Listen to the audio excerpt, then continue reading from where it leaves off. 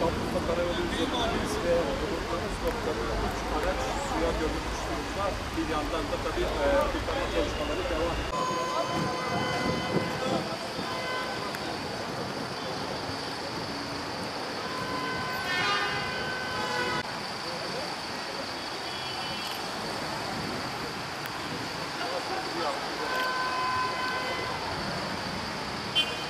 Abi araçla geliyordum, su seviyesi yazdı. Lastiklere kadar da geçebileceğimi sandım, suya vurdum, araç stop etti. Ondan sonra marşla uğraştım, marş almayınca aracı terk ettim. Burada zaten başka bir bayan arkadaş da vardı, vatandaş. Onu kurtardık, aracıyla şoka girmiş. Onu kendisiyle aracıyla beraber çıkardık, bizim araçlar su seviyesi yükseldi, öyle kaldı bu şekilde. Abi işte aradık polisi, trafik polisi geldi, itfaiye ekibi geldi. Ondan sonra bu Diyarbakır Büyükşehir Belediyesi su arama kurtarma ekibi geldi.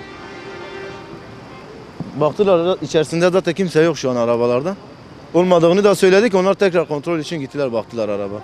İlk defa böyle bir şeyle karşılaşıyoruz. Bu şimdiye kadar böyle bir şey olmamış. O da şebekeden karayollarının su altı şeyindendir abi.